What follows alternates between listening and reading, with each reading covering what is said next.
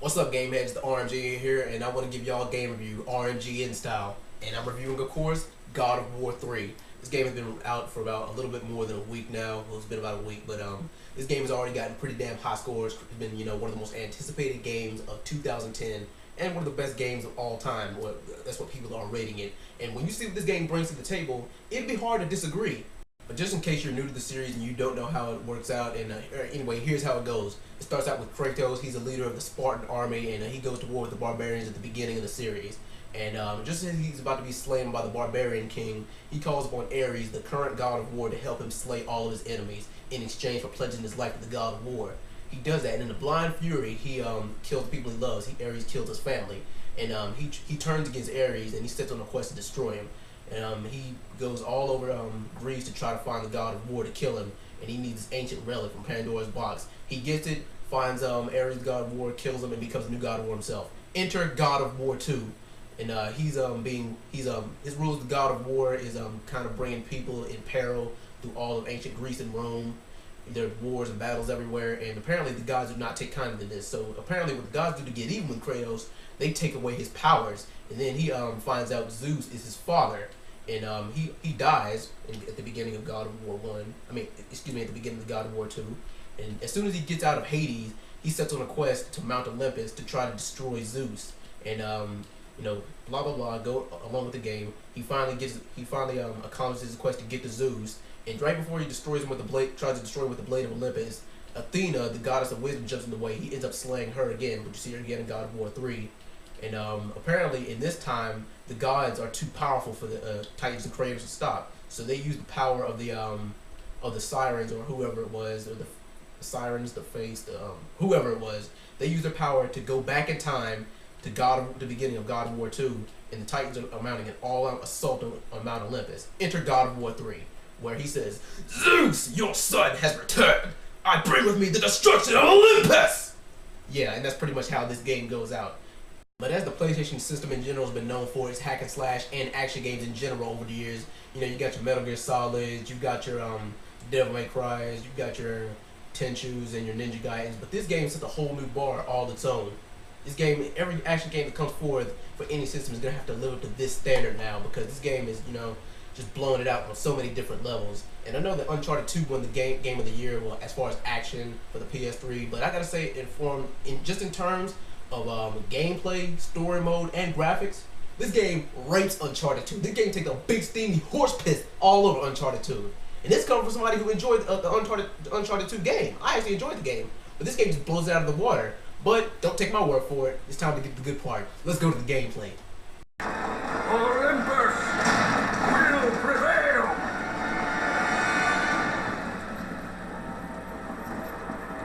Just from this opening scene alone, you're going to drop two things. You're going to drop a controller and you're going to drop your jaw, because as I mentioned, this game is on a whole nother level entirely.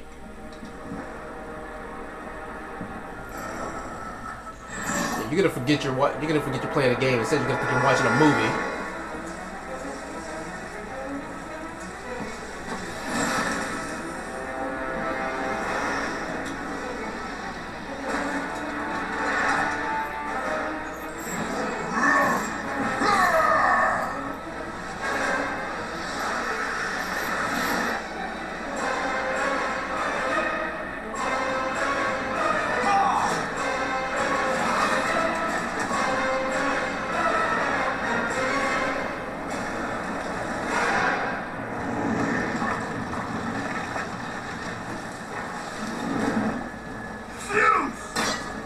Son has returned. I bring the destruction of Olympus!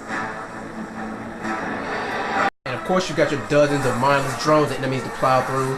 Now, just as a precaution, the level of violence in this game is, pretty damn high, so I'd advise you not play it around small children.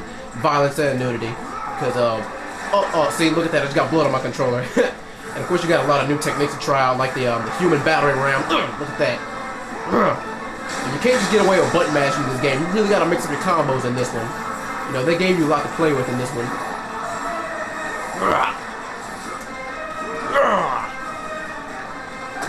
And also, if you're not just playing the game, then take time out just to look at the beautiful environment of the game. The creators of this game did a really good job with the details of the environment and the details of the the gameplay.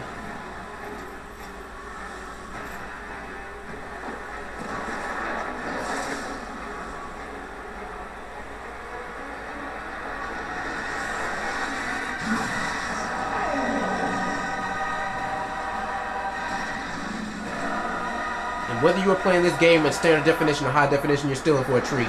By the way, my HDTV outputs 1080i and 1080p.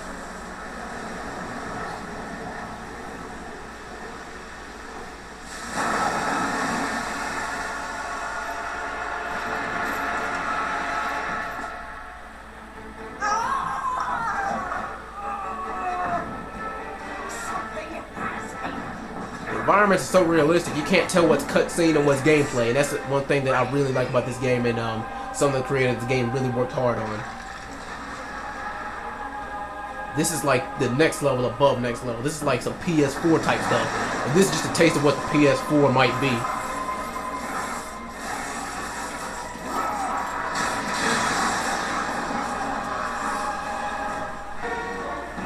And of course you got one of the more fun parts of the game, which is weapons and customization.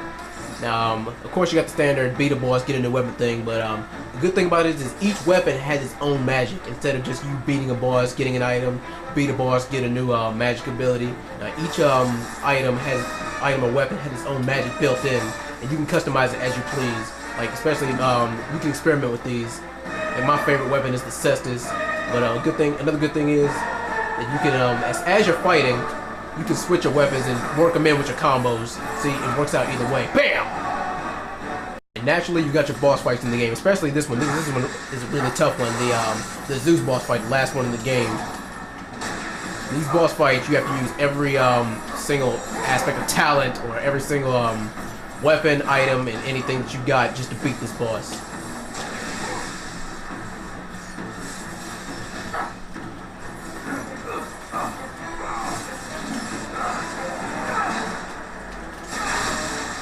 Get deeper into the boss fight for a second. Of course, if you do no damage, get far long enough, you got your mini games like this, where you gotta press a button or do a certain sequence to get further along in the boss fight.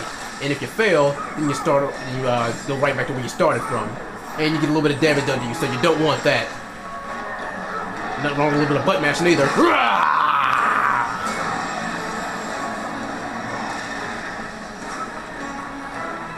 Of course, when you're not hacking and slashing through enemies and bosses, customizing level up weapons, you got your puzzle solving it here and there in the game, but I didn't want to show that because that's the boring part, where you have to solve a riddle or puzzle just to get to the next stage in the game. But just to wrap up this review, folks, this game is a 5-star game. I would strongly advise you getting it, and all the Xbox cars are probably mad because it's not coming out for the Xbox. But anyway, graphics A+, gameplay A+, story mode A+. There's not really too much wrong with the game. You might get a few glitches here and there, but no use crying over spilled milk. No game is absolutely perfect. But like I said, I do recommend getting this game, and this got Game of the Year written all over it. So watch out Uncharted 2 and watch out every game coming out this year, because God of War 3 is coming for you. So all in all, the RMGN rates this game a 98 out of 100. And this game it'll take you about maybe 8 or 9 hours to beat, depending on how good you are. And as I mentioned before, this game has an M rating on it for a reason. So if you're squeamish, if you don't want your child looking at nudity and graphic, gory violence, then this game is not for you. But this will be the RMGN signing out with his good review of God of War 3.